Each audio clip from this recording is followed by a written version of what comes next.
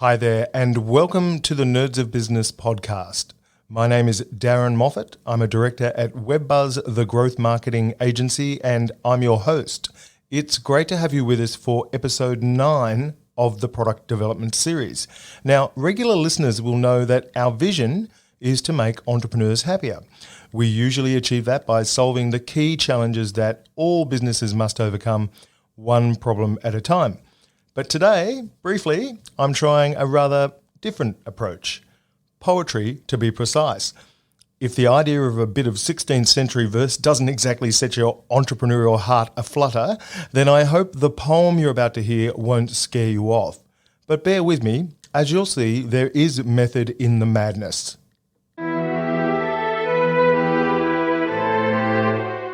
No man is an island entire of itself. Every man is a piece of the continent, a part of the main. If a clod be washed away by the sea, Europe is the less, as well as if a promontory were, as well as any manner of thy friends or of thine own were. Any man's death diminishes me, because I am involved in mankind.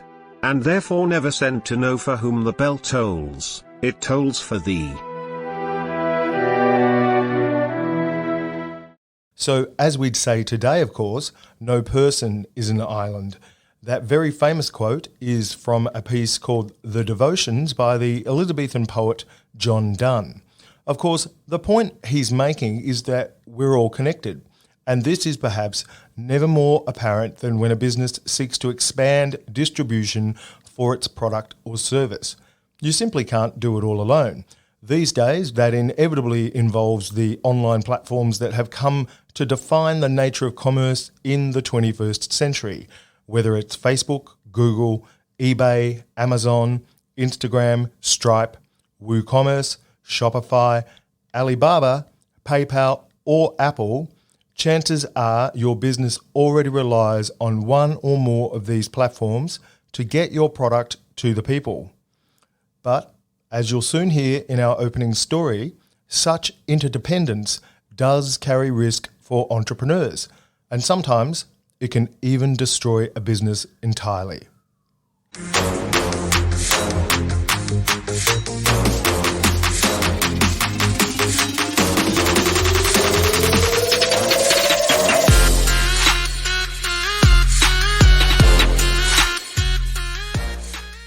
The year is 2014, and an Australian entrepreneur by the name of Matt Berryman has developed a groundbreaking product idea. He realises that the screen of his mobile phone, before it is unlocked to open the device, is potentially a valuable, untapped space for online advertising. His hypothesis is that if smartphone users have the opportunity to save on their telco bills by agreeing to view advertising messages on that screen in the seconds before the phone is unlocked, that it could open up a lucrative new channel for advertisers. It's a truly compelling proposition, and in a piece of brilliant branding, he calls the startup Unlcked. Pretty soon, people are rushing to jump on board. The company raises $60 million in venture capital from some of the biggest investors in the world, including Lachlan Murdoch. It also establishes partnerships with Twitter, Yahoo, and high-profile brands such as McDonald's. And its fast-growing base of 330,000 users leads to a valuation in excess of $200 million, all achieved in just 3 short years. But for the company's model to work, it's almost totally reliant on one third-party platform for distribution. And it's this strategic vulnerability that begins to wreak havoc on the plucky startup. To achieve scale, the company needs Android smartphone users to download and install the Unlcked app on their phone. Although Google Play has previously approved the app, by 2018, just before Unlcked is about to list on the stock exchange, it alleges that the app is breaching the Google Play marketplace terms. This spells disaster for Unlcked and its high-profile shareholders. The app is effectively pulled from sale, and despite subsequent court action in the UK to overturn what they describe as Google's unilateral decision, Unlcked is unable to continue trading and the company closes in 2019.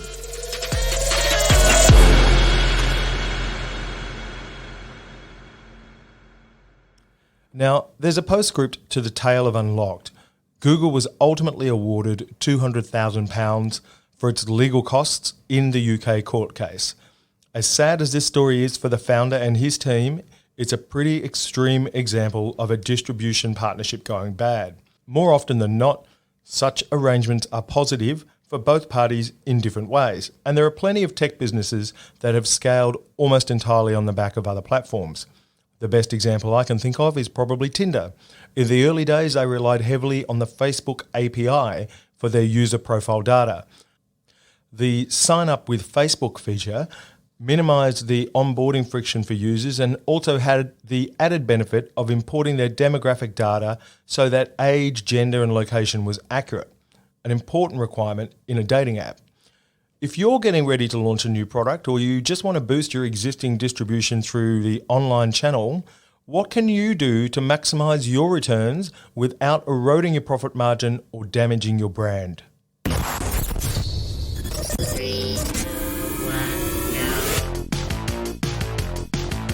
I love data. I love kind of looking through the data. You need to have systems, you need to have structure. You're going to get chopped to pieces. Enthusiasm is unstoppable. We kind of hit a point where we were like, we need another lever. Surround yourself with people who are smarter than you and richer than you. This is Nerds of Business. We'll start the show in a minute, but first, a word from our sponsor. Incoming transmission. Hi everyone, it's Ben Carew here. I'm a director at WebBuzz, the growth marketing agency. I work alongside the host of this podcast, Darren Moffat. If you're a business owner who wants to grow but you don't have the spare funds to invest in marketing right now, you're not alone. Since COVID hit, we've noticed more clients suspending campaigns or delaying their marketing altogether due to cash flow issues. In response to this, we developed a solution called Buy Now, Pay Later digital marketing. It provides eligible small businesses with nothing to pay on SEO, digital marketing and website development for up to 3 months. We think it's perfect for entrepreneurs who need a helping hand getting sales flowing again. I'll be back later in the show to explain how it works, but if you can't wait, you can download a free info pack now at webbuzz.com.au/BNPL. That stands for Buy Now, Pay Later. That's webbuzz.com.au/BNPL. All systems operational. So the title of today's episode and the problem we're trying to solve is Seller Beware, navigating the pros and cons of e-commerce and online distribution platforms. Now we're breaking slightly with our normal format today to focus exclusively on 3 entrepreneur guests. You'll hear from the young founder of a healthcare company worth more than $250 million. She's massive on Instagram and you'll hear how that drives the growth in her business. You'll also hear from a product designer of an Australian neobank who's established a partnership with hot fintech Afterpay. And you'll be hearing from an electronics manufacturer who reveals what it's really like to sell through Amazon. If you're a founder or business owner wanting to expand your distribution via the online channel, then you won't want to miss this episode. But first, here's just a quick reminder that if you're enjoying Nerds of Business, to please hit the subscribe button on your podcast player. It means you'll automatically receive each new episode every fortnight, and it makes it easier for us to stay in touch. Regular listeners will recall our next guest from earlier in the series. Jessica Seppel is a health and wellness expert and the founder of JS Health. She's a healthcare entrepreneur whose business has taken off like a rocket here in Australia. Her company just received the Deloitte Technology Fast 50 Australia Rising Star Award for achieving an astonishing 21,540% annual growth rate. Jess is a qualified nutritionist who's built a massive online following which now encompasses more than 400,000 people across Instagram, Facebook and email. So online distribution is a huge part of her business. I began by asking her to explain her channel strategy and how she leverages the power of community for her distribution. So if you're a subscriber to our website, you get 10% off. Mm-hmm. So I think that really does appeal to people. So that's probably the main thing. But on Instagram, I think what's happened now with the JSL Vitamin range is that there's so much trust in our products that they get so excited about any product that we launch. And I think the other thing is our actual website and how informative it is. So if you want to understand or know more about the product, it's very easily understood and accessible. Mm-hmm. It's just all laid out for you on the website. So I think that's definitely a big marketing strategy, is making sure the product pages on the website are really informative, then conveying that all through social media, through our EDM, which is our newsletter, and then through paid advertising. So it's all about the communication of the product, how this product, as you very cleverly picked up on, how it's going to be a problem solver for you. So if we make sure that people are aware of our products through those channels. We have a lot of celebrities and influencers who take our products and they get so excited about the results that they tell their community. So that's another huge marketing strategy for us. So you're using the influencer channel quite actively as well, yeah? Quite actively, but I have to say, as a founder, it's very important for me that the influencers and celebrities are genuinely taking the product before we engage them or work with them. You know, they have to have really seen genuine results, because otherwise their community don't believe them. Yeah. You know, it's only when that celebrity has genuinely been able to get rid of that bald patch in their hair because of our hair product that's backed by science and has this incredible kelp that's exclusive to us from, you know, when they communicate the genuine results and transformation they've experienced with our product, is only when their community will believe them anyway. So I love working with influencers, celebrities to a degree. It has to be completely genuine. Otherwise, it just doesn't even convert anyway. Yeah.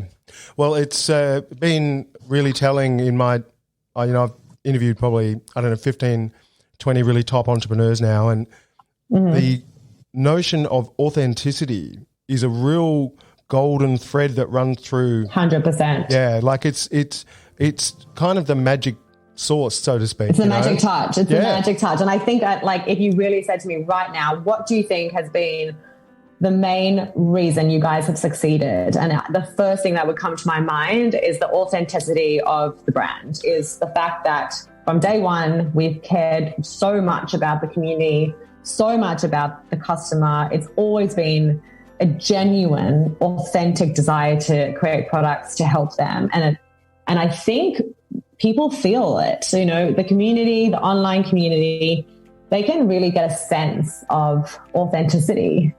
Well, and I think that's what JSL has obviously done something good with. Well, clearly, I think you guys have done a great job there. And that leads me to the next question. I mean, content marketing is obviously such a big part of what you do. I mean, you're with such big social followings and such a big community, right? Like, that just inevitably creates a huge demand for new content all the time, okay? So, of course, you're only one person. You know, you can't do it all. So how have you juggled that challenge of people still want the authenticity, but, wow, I've got to produce all this content all the time. Yeah. I can't do it all myself. So how do you make that work? I think a lot of people will be really interested in that.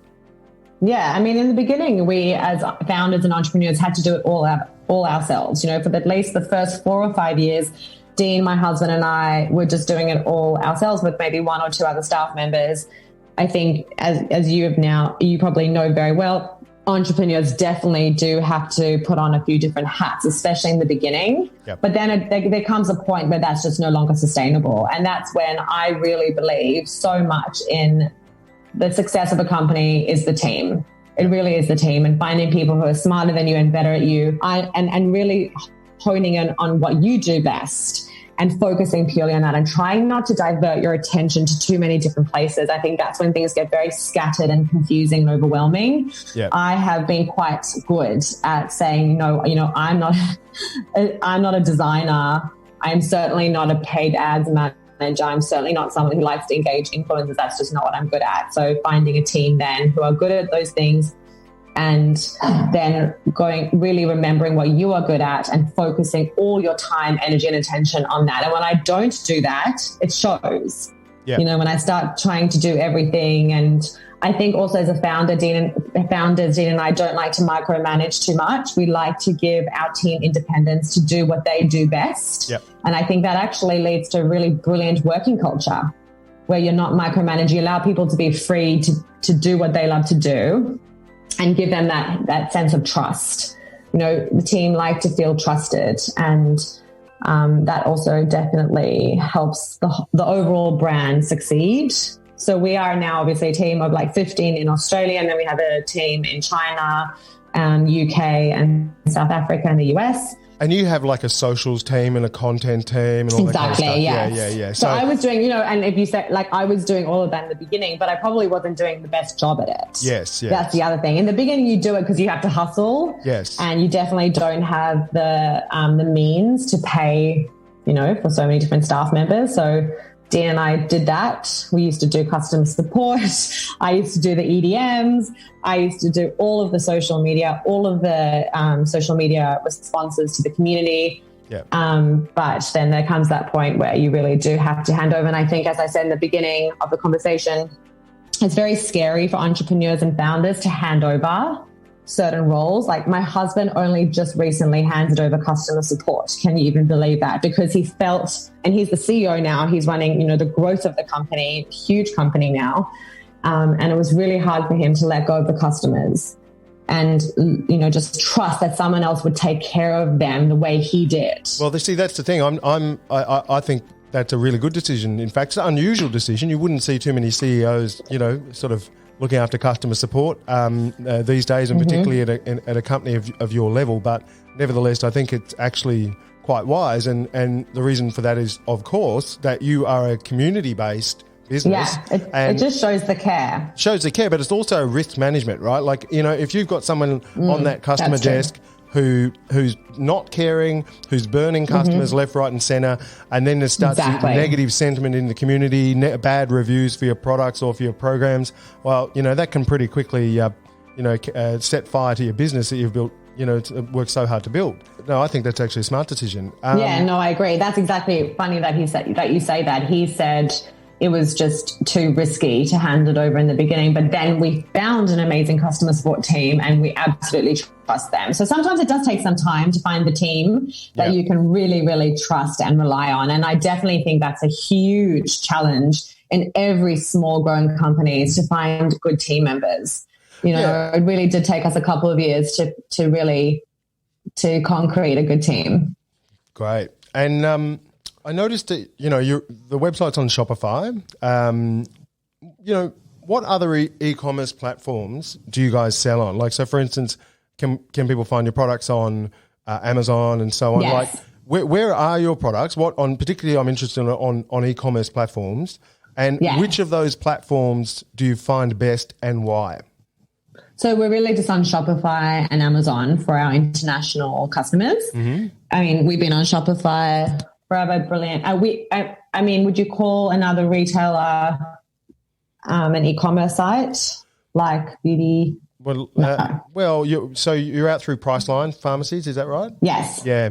Look, I think that's distribution. I think you're welcome to talk about that. No, we're on one online retailer called Adore Beauty, but no, that's fine. We are mainly on Amazon and Shopify. Really, those are our only two platforms. Yep. And they both work brilliantly. Our next guest is Anson Parker. Anson is the head of product at Upbank, and he's been on the show before, appearing in episode 3 of this series on product planning.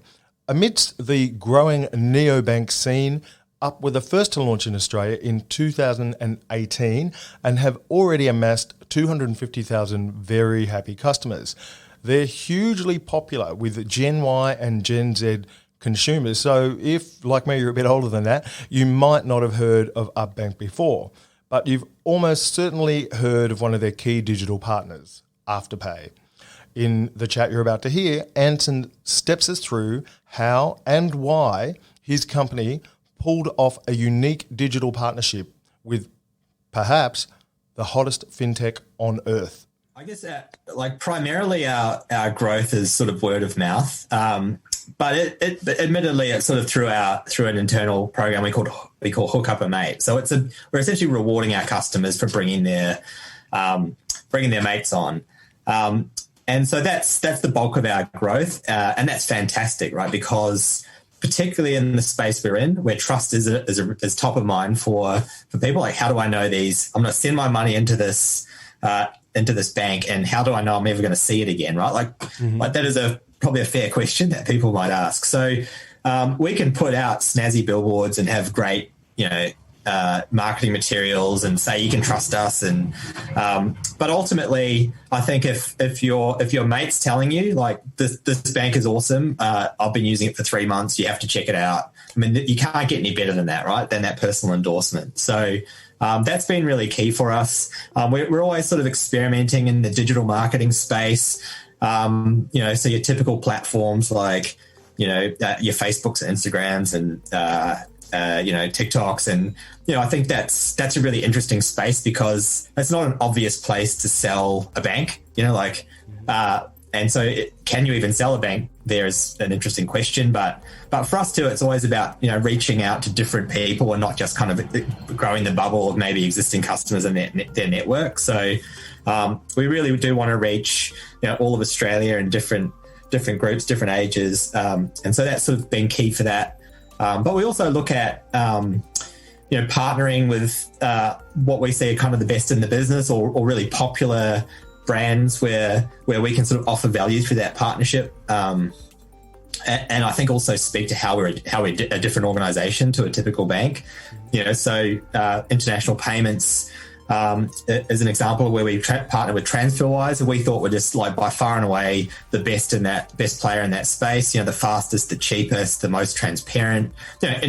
In a notoriously sort of opaque industry of like international remittances, where typical fees are like $30 to send money. It takes days or weeks, and so we really love what they were doing, and we're like, just because we're a bank, we have to build that ourselves or do it the banky way. Let's just partner with this great fintech, and we have a partnership with Afterpay, not because we're saying everyone should use Afterpay or anything, but just like millions of Australians do, and a ton of our customers use them. And hey, if we can integrate and provide customers a better understanding of their Afterpays through Up, like that's a great. We can help people with that. And tell us about that. Because I read about that was actually one of the key things I was hoping you'd bring up, the Afterpay partnership. So how does that manifest itself to your users?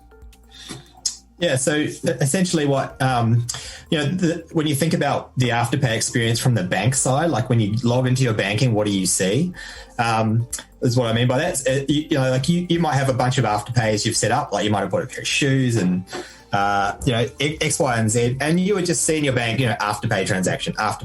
You have no idea what it was through your banking app. So we kind of saw that as, Up sort of one of our missions has been to help people understand what they're spending their money on, which is like showing the actual store that they bought the goods at, like a logo, location, category, all of that stuff. Got it. So with these players and like the buy now, pay later, and even like your PayPals and other people like that, that's all completely blocked off because all the bank can show is just the name of that business.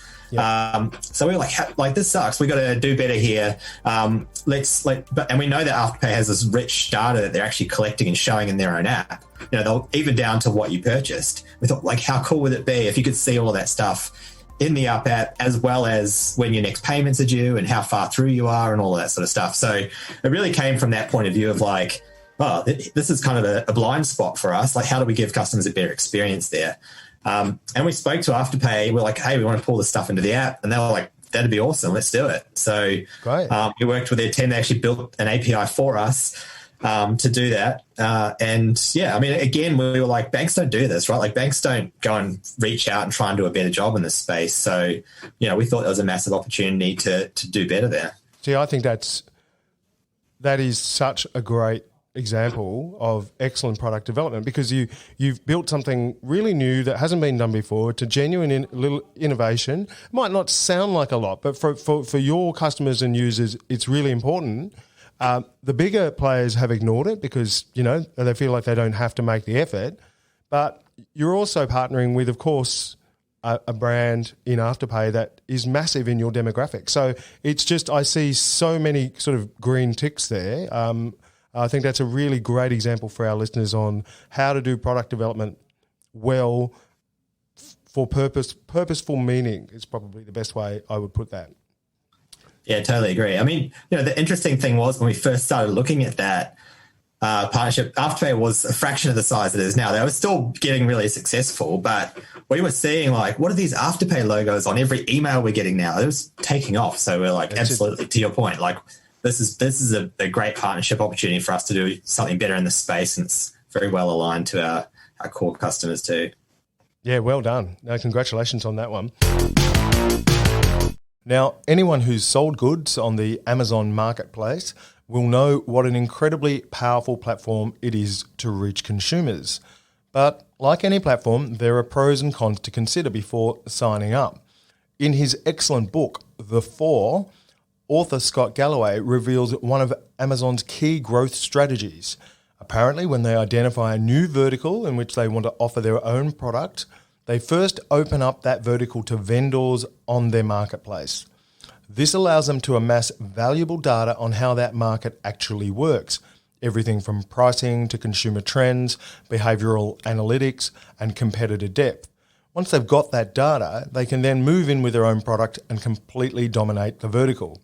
It's very smart business, but it can deliver a brutal outcome for the smaller players who are too reliant on Amazon to sell their products. One founder who's successfully partnered with Amazon is Dr. Wei-Shin Lai of Sleephones from Pennsylvania in the United States.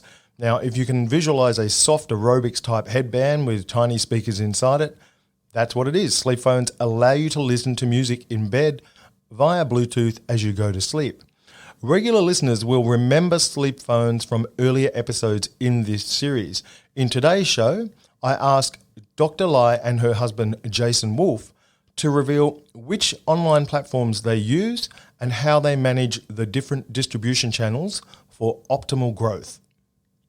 Excellent. And I noticed that your website is a Shopify website. I'm guessing that, clearly it wasn't always a Shopify website. It must have been something more basic at the start, like maybe a WordPress site. What led you to use Shopify as your, as your sort of base for e-commerce? We have kind of a bifurcated approach. Like the top of our funnel, we've always kept in some other technology that we have more control over, because we felt that it was kind of constraining building something, with the CMS provided by Shopify. But you're locked in. That's nerdy. You start selling on Shopify, and then all of your content is on there, and you want to switch away. It's very, very difficult. You're locked in. There's some technical debt there if you wanted to grow in particular ways, right? Mm-hmm. But and we did do our e-commerce at times, but we definitely, I don't want to be involved in the business of maintaining the e-commerce portion of the site, because for us, security with regard to e-commerce is the most important thing, right? That was our number one overriding goal. I mean, Shopify performs well enough. The UI is, works well enough. It's inviting enough. But the place we're not going to compromise was the security. And they had established themselves, by the time we got ready to, we outsourced it. We worked with, what was it? Google Pay or Google Wallet? Google Checkout. Google Checkout early on, right? And then, of course, and PayPal. Google's infamous for going in different directions, and it wasn't available to us anymore, right? Right. And we looked at Shopify, and they'd established themselves as the industry standard, essentially a utility. And I'm not saying that we won't evaluate other options, but at that time I felt quite comfortable that they would provide the security. And we still feel comfortable now at this time. Yeah, they're keeping up with all of the different standards, credit card processing, PCI, and for us to kind of have to maintain all of that, it's very cost prohibitive. It would take too much time. You have to live in that. You eat and breathe in that space, right? And they have the bug bounties, which is fairly reassuring. We didn't want to take any chances there, and I think I still feel they're the best solution. And you're a game developer. Not the only solution, right? There are others that would probably serve us, but we're quite pleased with it. Well, WooCommerce, for instance, WooCommerce, I would imagine like a lot of e-commerce vendors use WooCommerce in a WordPress installation, for instance. That would be probably another option, but Shopify, as you allude to, they kind of bundle it all up, and their security is very good, and it's an all-in-one. It's a pretty attractive proposition. Yeah, we're doing okay. Great. I think with his background in game development, we are very, very aware of cybersecurity as an issue, and places like WordPress are hackable, and that's a vulnerability. Different scripts can sneak in through there and get to your shopping cart and through your checkout process, and we want to have a better control over that whole situation. So in fact, Shopify does the shopping cart and the checkout process, but all the front end information is served in a whole different platform. And we've got our front end now, and we've had it for a long time, but eventually you want to refresh it periodically. So we're just about to refresh that front end, and I'm quite pleased with how it's turning out. So we'll have a new version soon. Next week. Yes. It's a big rollout after a long summer. Once you accrue so many pages, migrating to a different platform, thousands of pages. Yes, it becomes an effort, and we've been consumed for quite a while on it. I'm quite pleased with where we're going.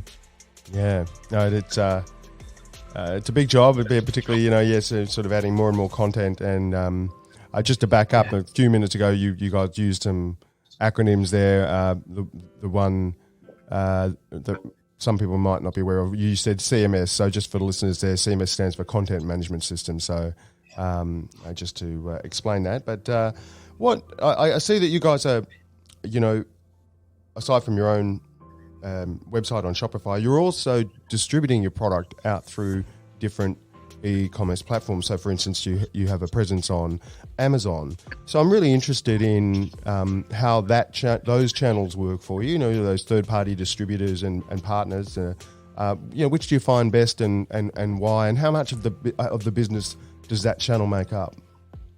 The different platforms, quite simply reach different audiences and hit different people's comfort zones, right? So we wouldn't think of, moving to one and not supporting the others, I suppose. Mm-hmm. Amazon can be difficult to work with as a vendor to Amazon. But they're the elephant. You have to work with them. They give you access to customers that you just would not get otherwise. Yeah. And so then, they make up a large chunk of our net sales. We do quite well there. Yeah. And of course we do a lot through our own website, but we also have international distributors that we work with now. And how did we find them? Well, some of them came to us, in fact. And then others we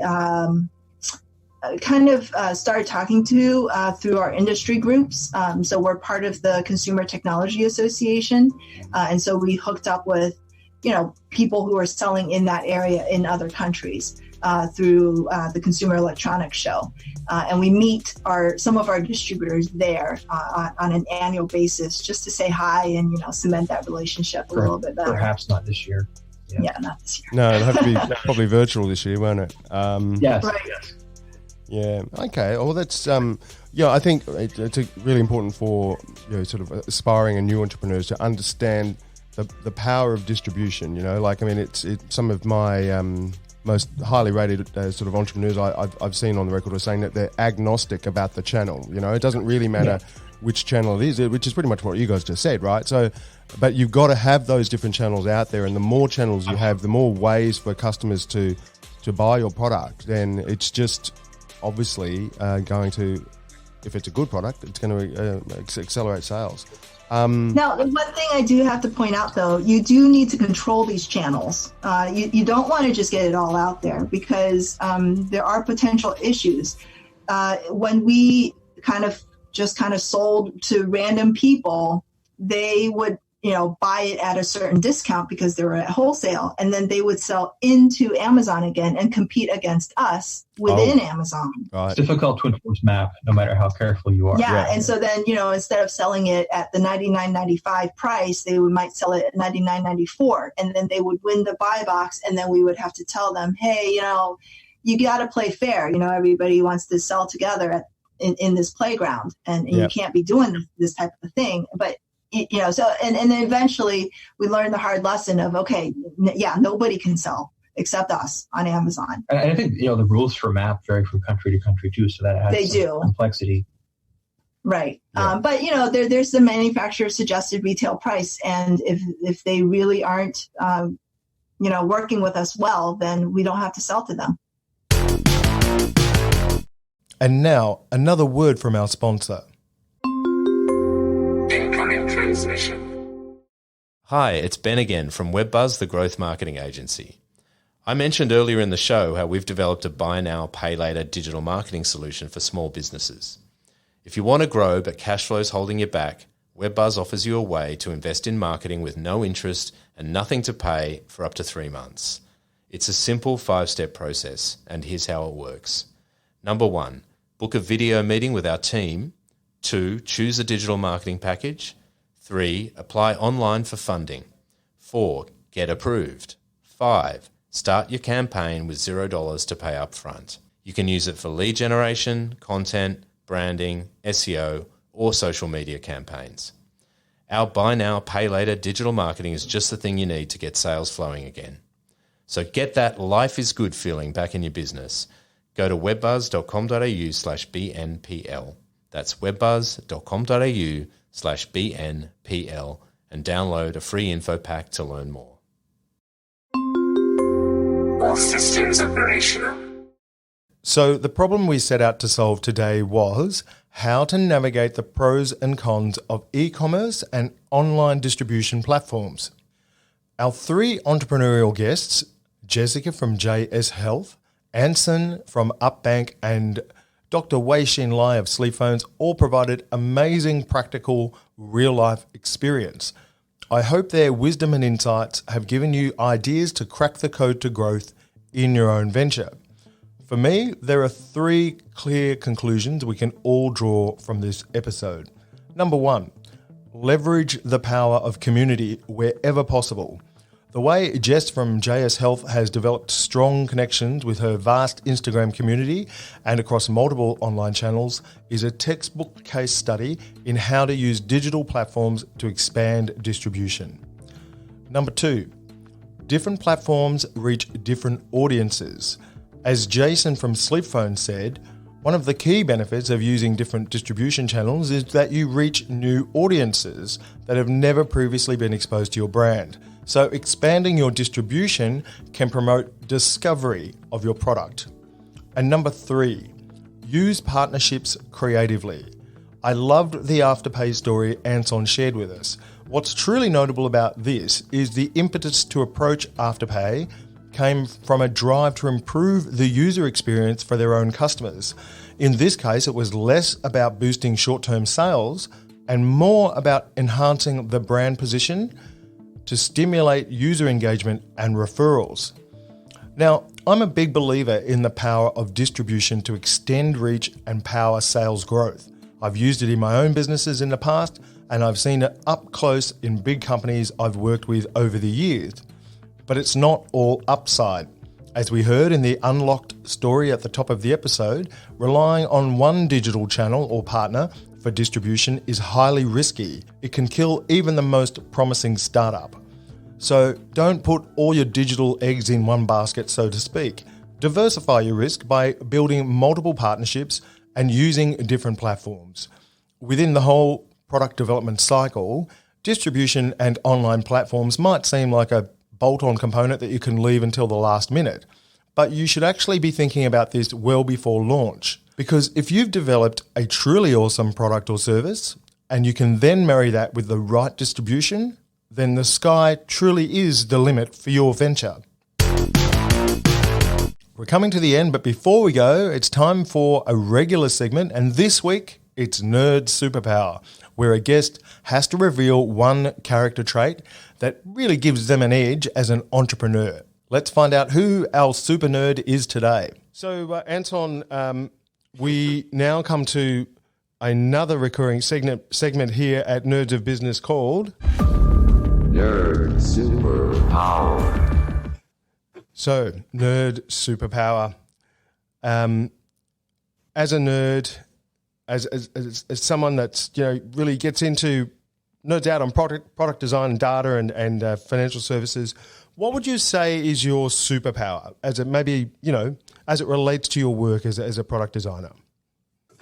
I think it's probably just a love of creativity and a love of sort of innovation. Like, to me, that's probably where my approach might be different to others in the space. I'm sure there are others like me too, but I find it this amazing creative outlet, right? Like to come up with these ideas and connect things in new ways. And so it's fun for me. Like, I can't switch that off, even when it's not work hours. I mean, I think most of my best ideas would be riding the bike to work or in the shower or taking, like mowing the lawn or just something where I'm completely away from the computer and everything's just kind of percolating.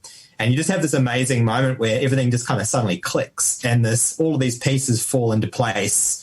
And it's very exciting. And then you're just like, I can't wait to show this to the team and hopefully they get it. And most of the time they do. So thanks for listening to episode 21 of Nerds of Business. If you've enjoyed it, please leave a review on Apple, Spotify, Google, or wherever you listen to your podcasts. It helps us climb up the ranks and become more visible to other people just like you. Remember, we want to help as many entrepreneurs and businesses as possible. If you've got a question or some feedback, we'd love to hear from you. You can engage with us at webbuzz.com.au/nerds. That's webbuzz.com.au/nerds. So feel free to reach out and say hello. I want to thank all of our guests and the team at WebBuzz for helping me put this show together. We'll be back in 2 weeks with our final episode of the product development series. It's launch marketing and how to promote your new product or service to market for the first time. Until then, I'm your host, Darren Moffat, and I look forward to nerding out with you next time. Bye for now.